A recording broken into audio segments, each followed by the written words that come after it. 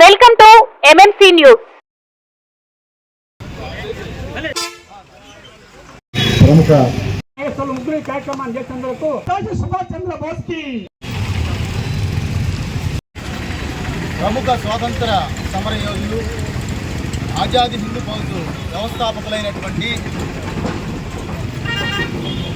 సుభాష్ చంద్రబోస్ గారి జన్మదినోత్సవాన్ని ఏర్పాటు చేసినటువంటి కమిటీ సభ్యులు, ఫాలోవర్స్కి, అలాగే పుర ప్రముఖులకి, ఈ కార్యక్రమానికి చేసినటువంటి మీడియా మిత్రులకు అందరికి కూడా ప్రత్యేకంగా మా పోలీస్ శాఖ తరఫున నమస్కారాలు తెలియజేసుకుంటా ఉన్నాను. ఈరోజు స్వేచ్ఛా వాయువులు పిలుస్తున్నామంటే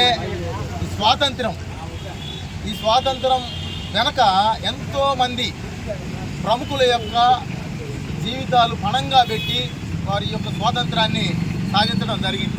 అందులో ప్రముఖులుగా మనం నేతాజీ సుభాష్ చంద్రబోస్ గారిని మనము గుర్తుంచుకోవాలి. అతివాదులు, మితవాదులు అని చెప్పేసి రెండు వర్గాలుగా ఆ రోజుల్లోనే రెండు వర్గాలుగా చేరి వాటి స్వాతంత్రం కోసం పోరాడారు. ప్రముఖులందరూ మాట్లాడారు చాలామంది హిస్టరీ గురించి. ఇంకా దాని గురించి మళ్ళీ రిపీట్ చేయడం నేను కొత్త పదం మాట్లాడుతున్నాను నేను. అయితే అతివాదులు, మితవాదులు అంటే గాంధీ తత్వంతో ఒకళ్ళు మితవాదులు అన్నమాట.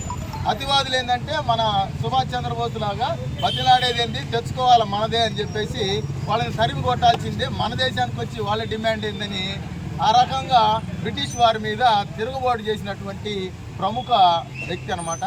ఆయన ఐపీఎస్ చదివి ఆ రోజుల్లోనే ఆ ఉద్యోగాన్ని వదిలిపెట్టి ప్రత్యేకంగా ఆజాదీ హిందూ ఫౌజ్ అనేటువంటి ఒక సంస్థను ఏర్పాటు చేసి ఒక సైన్యాన్ని తయారు చేశాడు ఆయన. ఆ సైన్యాన్ని తయారు చేయడానికి కోసం వాళ్ళకి ట్రైనింగ్, ఇట్లాంటి వాళ్ళందరినీ తీసుకొని వాళ్ళకి ట్రైనింగ్ ఇవ్వాలి. ఇక్కడ నిర్బంధం ఉంది. వాళ్ళంతా కూడా అప్పుడు బ్రిటిష్ వాళ్ళు అణిచివేత దూరంలో ఉన్నారనమాట.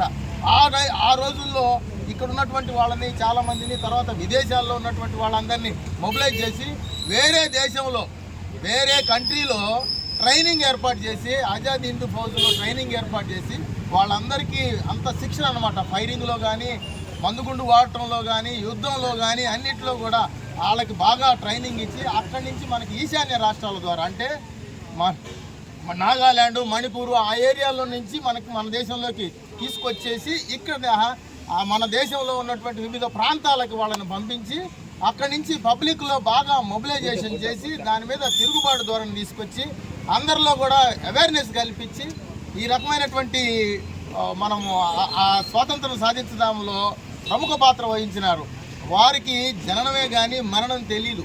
నిజంగా చెప్పాలంటే ఈరోజు కూడా ఆయన మరణించినటువంటి తేదీ ఎవరికీ తెలియదు. అది ఇప్పటికీ మిస్టరీగానే ఉంది.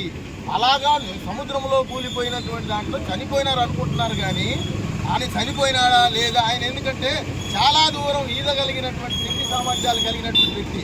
ఆ రోజే చనిపోయినాడని మనం ఇతిమితంగా మనం కరెక్ట్గా చెప్పలేం. అందుకనే మనము ఆయన యొక్క వర్ధంతిని మనం ఎవరు కూడా జరుపుకోము. జననం మాత్రం ఓన్లీ ఆయన యొక్క జయంతిని మాత్రమే జరుపుకుంటాము. కాబట్టి ఎంతోమంది మహనీయులు ఈరోజు మనం 3 జెండాలకి మనము సెల్యూట్ చేసి ఆ రకమైనటువంటి కార్యక్రమాలు జరుపుకుంటున్నామంటే ఇలాంటి మహనీయులందరూ కూడా ఎంతో వాళ్ళ యొక్క ప్రాణ త్యాగానికి ఇది ప్రతిరూపం.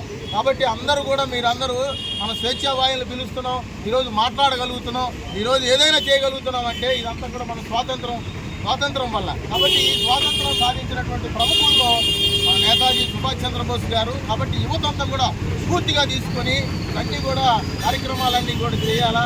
ఏ రకమైనటువంటి కార్యక్రమాల్లో కూడా పబ్లిక్, ఎందుకంటే ఇంకా చాలామంది ప్రముఖులు చెప్పారు ఏమంటే మానవ సేవ అని చెప్పేసి. కాబట్టి ఎదుటి వారికి మనం సహాయం చేయడం అనేది అలవర్చుకోవాలా. అలాగే మన దేశభక్తి కూడా పెంచుకోవాలా.